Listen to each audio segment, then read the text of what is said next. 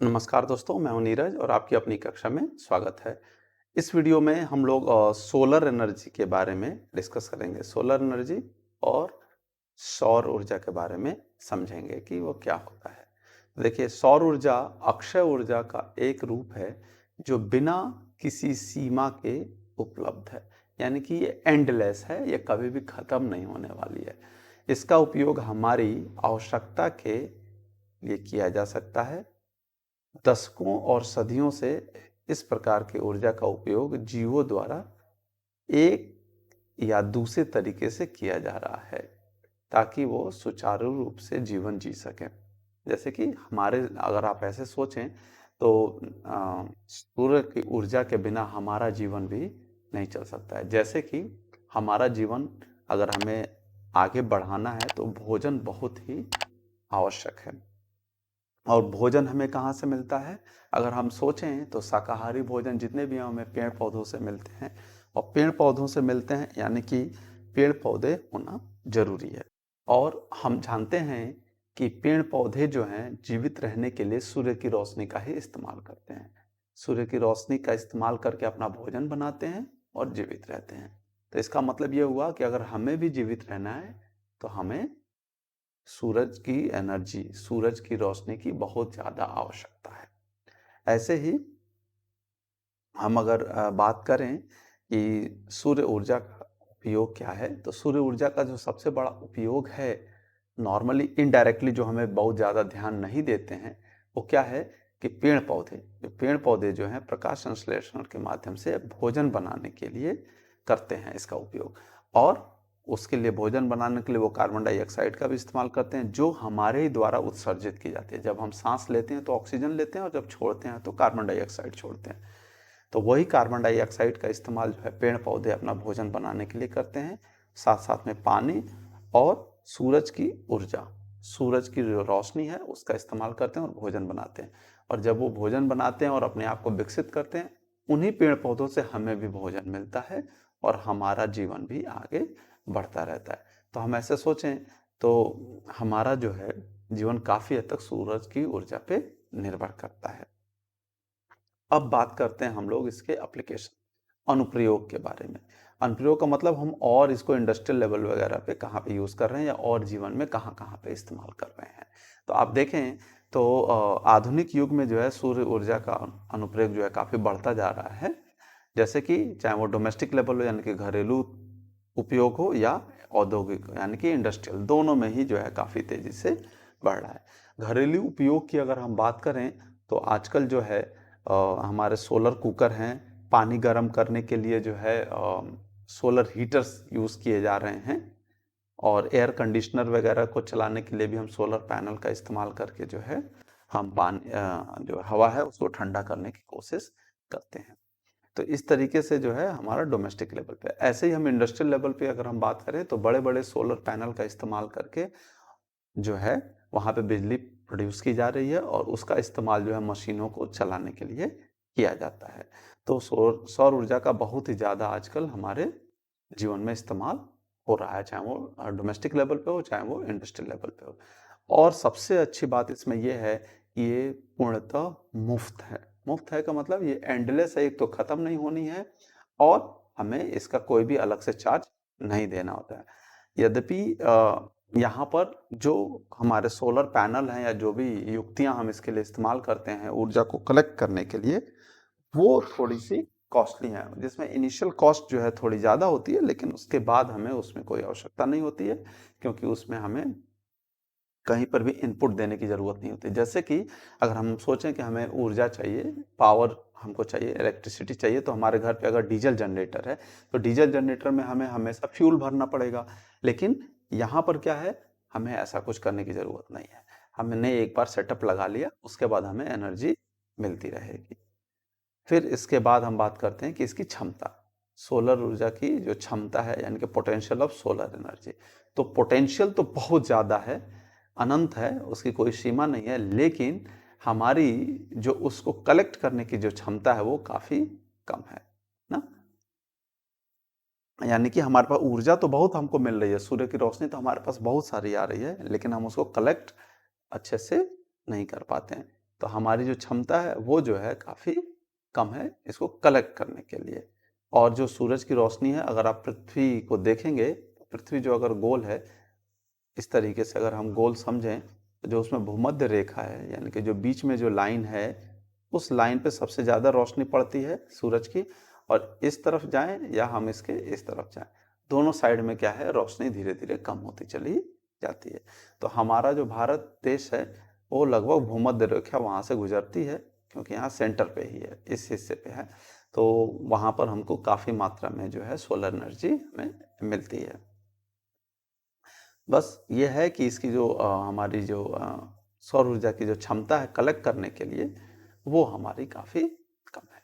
इसके बाद अगर हम बात करें कि क्या-क्या तरीके हैं जिनकी मदद से हम सोलर एनर्जी को इकट्ठा करते हैं या कलेक्ट करते हैं, इसलिए different methods of collecting solar energy, इसके बारे में।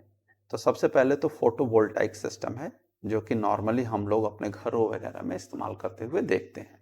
जैसे आपने क्या किया कि आप एक सोलर पैनल ले आते हैं। सोलर पैनल, जो हमारा सौर ऊर्जा का पैनल है, वो सूरज की एनर्जी को इकट्ठा करता है और उसको डीसी सप्लाई में बदल देता है, डीसी करंट उससे पैदा करके हमको देता है। नॉर्मली हम लोग देखते हैं कि 12 वोल्ट का हमारा सोलर पैनल है और हम लोग वहाँ से एनर्जी कलेक्ट कर रहे हैं डीसी के फॉर्म में।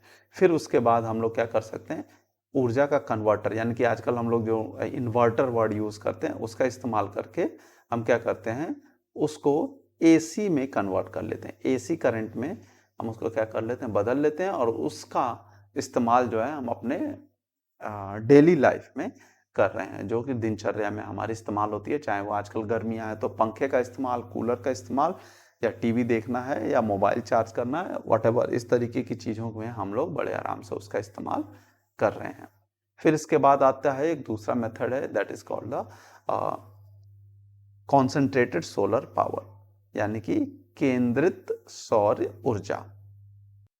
यह प्रणाली सौर ऊर्जा को बिजली में बदलने के लिए है, जो कि सूर्य के प्रकाश में हीट का उपयोग करती है। इस प्रणाली में कई परावर्तक दर्पणों का उपयोग किया जाता है। इसमें एक्चुअली में क्या करते हैं, इस तरीके के मेथड में यहाँ पे क्या करेंगे कि एक बड़े सी जगह में यहाँ बहुत सारे सोलर प्लेट्स लगा दिए जाते हैं। सोलर प्लेट्स ऐसे, सोलर प्लेट का मतलब है कि जो हमारे घरों में नॉर्मली शीशे होते हैं उनको इस्तेमाल किया जाता है, उनको लगा दिया जाता है। और इनका एंगल इस तरीके से सेट किया जाता है कि सबकी रोशनी जो है एक जगह पे, फिक्स जगह पर ही मिले। तो ये सारी की सारी रोशनी यहाँ पे एक जगह पे आएगी, और जब एक जगह पे आएगी तो डेफिनेटली जो वो जगह होगी वो काफ़ी गर्म हो जाएगी। और वहाँ पर हम क्या कर सकते हैं कि, तो ये जब रोशनी एक जगह पड़ेगी तो सारी की सारी जो है रोशनी एक जगह पड़ने के कारण यहाँ पे बहुत सारा हीट जनरेट होगा। और यहाँ पर क्या करते हैं, एक ट्यूब रहती है जिसपे सारा का सारा जो है रोशनी इकट्ठी होती है, और वहाँ पर हीट जनरेट होती है। और वहाँ हम क्या करते हैं, स्टीम, पानी का इस्तेमाल करते हैं, और पानी गर्म होकर स्टीम बन जाती है। और उस स्टीम की मदद से हम टरबाइन को क्या करते हैं, रोटेट कराते हैं। और टरबाइन जब रोटेट होती है तो वहाँ आगे जनरेटर जुड़ा होता है, और इस तरीके से हमारी बिजली जो है प्रोड्यूस होना स्टार्ट हो जाती है। तो ये एक तरीका है सोलर एनर्जी का इस्तेमाल करना, किस तरीके से हम सोलर एनर्जी का इस्तेमाल कर रहे हैं। उसके बाद आता है सौर जल तापन, यानी कि पानी को गर्म करना, सोलर वाटर हीटिंग। तो आजकल जो है कहीं पे भी हमको सोलर एनर्जी का इस्तेमाल करके हीट प्रोड्यूस करना और उसके जो है पानी गर्म करने को कर सकते हैं। जैसे कि ठंडियों के दिनों में नॉर्मली हम लोग क्या करते हैं, गर्म पानी का इस्तेमाल करते हैं स्नान के लिए। तो वहाँ पर हम सोलर वाटर हीटर का इस्तेमाल कर सकते हैं, जिससे कि काफ़ी एनर्जी वहाँ पे बच सकती है। तो उसके लिए क्या किया जाता है, छतों पे इसके सोलर पैनल्स आते हैं। Solar panel in the sense एक छोटी सी इस तरीके की गोल सी टंकी रहेगी, और यहाँ पर ऐसे पतली पतली ट्यूब्स लगी रहती हैं। और उन ट्यूब्स के में क्या होता है, सोलर एनर्जी जब पड़ती है तो वो पानी गर्म होता है, और पानी गर्म होता है तो हम उस गर्म पानी का इस्तेमाल जो है, पानी अपने घरों में, वॉशरूम वगैरह में ले आके इस्तेमाल कर सकते हैं। तो इस तरीके से जो है नॉर्मली ये काम हम लोग, अगर आप सोलर वाटर हीटर लगवाएंगे तो ये आपको मिलेगा।